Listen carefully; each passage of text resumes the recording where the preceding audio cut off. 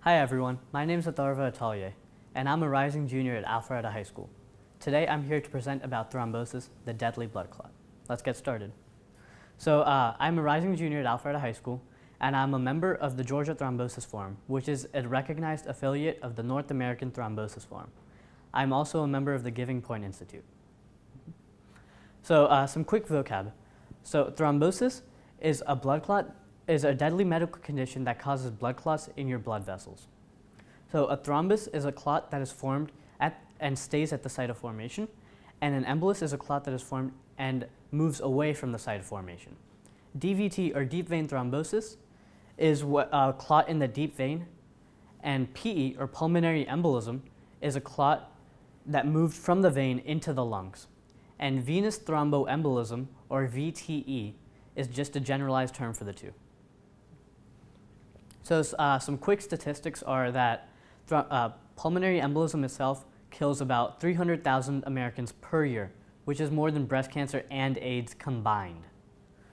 VTE affects about 900,000 people per year.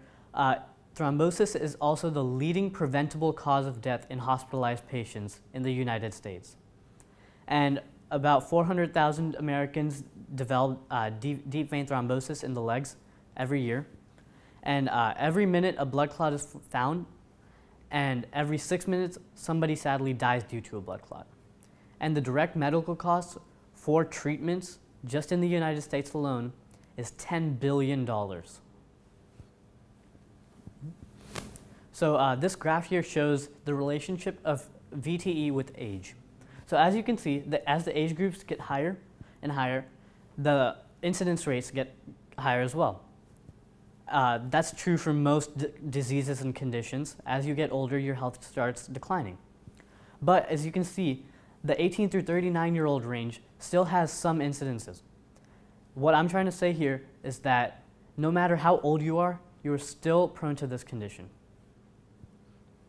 So this is how DVT works. The deep vein, this is just an example of the deep vein, right behind your knee. So it's showing your blood flow going up, and everything's fine. But then in the second step, most likely due to some injury or surgery, a blood clot has formed. And more blood has started piling onto that blood clot, and it's getting bigger. And in stage 3, it's become so big that a part of it has broken off, which is called the embolus. And that can be very dangerous because it can go into your lungs and cause a pulmonary embolism, or it can go into your brain and cause a stroke. So here are some risk factors. Some weak risk factors are bed rest or immobility, obesity, age.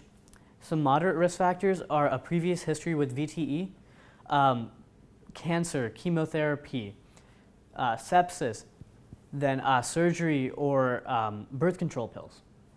And then some strong risk factors are fracture of the hip or the leg, a knee replacement or a hip replacement, major general surgery, and major trauma or spinal cord injury. Some symptoms which what patients complain about are shortness of breath, chest pain, coughing up blood, dizziness, and even sudden cardiac arrest. And then some signs, or what doctors find on tests, are high heart rate, low blood pressure, low oxygen rate, the swelling of the legs, or a high breathing rate. So these are just some tests to detect if you have thrombosis. These can all be found at hospitals. First thing you can do is look at the symptoms and the signs to see if you fit in that category. Second thing is you can get all these tests like the venous ultrasound or the Doppler test, a venography, a CT angiogram, or a spinal CT, and all of these. And they can all be found at hospitals. So there are 4 main ways to treat thrombosis. The first way is the most common, with blood thinners or anticoagulants. So some common ones are heparin, Coumadin, Xarelto, Lovenox.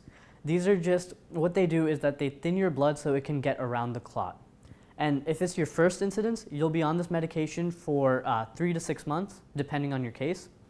And then if it's your second time, you'll be on this medication lifelong. The second way is clot busters or thrombolytics. What they literally do is they hit the clot and break it up. So a common one is RTPA, or recombinant tissue plasminogen activator, and that's one of the most common thrombolytics that are used today. The third way is a surgical thromboectomy, where they surgically remove the clot from your blood vessels. And then the fourth way is IVC filter, which is they just filter out the blood clot. So believe it or not, DVT is one of the most preventable conditions. All you have to do is exercise daily, maintain a healthy diet, and when traveling, which, where it happens the most, is all you have to do is wiggle your toes off and to keep the circulation going throughout your legs and your body, drink lots of water, and get up and walk around every hour or two. So here's just some things to look out for. Injury, surgery, fracture, pregnancy, a close family member with previous history of VTE, because there are some signs of genetic propensity, and also plane ride or long travel or prolonged bed rest. So what you need to make sure you know is that VTE can be fatal. Also, it can affect all age groups, no matter how old you are. You need to know the risk factors, know the symptoms, and you need to, if you think you have it, you need to seek medical attention as early as possible. So a little about the Georgia Thrombosis Forum. This is the organization that I work with. So Georgia Thrombosis Forum was formed on December 11th of 2012. It was formed when Dr. and Mrs. Luddu, their grandson, was affected by 2 major attacks of bilateral pulmonary embolism, which meant that each time he had blood clots in both of his lungs. And that was just when he was 14. So they felt that not enough people knew about this condition, and they worked to get from 2 volunteers to now up to I think 75 volunteers in total. And we have now been recognized as an official affiliate of the North American Thrombosis Forum, which is based out of Harvard Medical School. So these are just some achievements that we have. We've gotten proclamations from multiple states and cities. We've received the Georgia Servant's Heart Award from First Lady Sandra Deal, and we've presented at Harvard Medical School in front of NATF for 4 years in a row, and we've been invited back for our 5th. So these are just some things that we've done to accomplish our mission. We've had booths at several public events. We've had presentations such as this one in front of various audiences. We've gotten proclamations all over Georgia. We've taken several patient interviews and medical professional interviews just to see their side of the story, to see how they view thrombosis. And we've written many articles and published them in various media outlets. We've also gotten many unique projects that our young volunteers come up with themselves.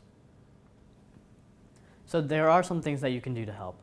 You need to make sure that you live a healthy life and stay active. Also, you can tell others about this deadly condition to potentially save their lives. And also you can donate to my project, which is mygivingpoint.org/project/thrombosis-awareness.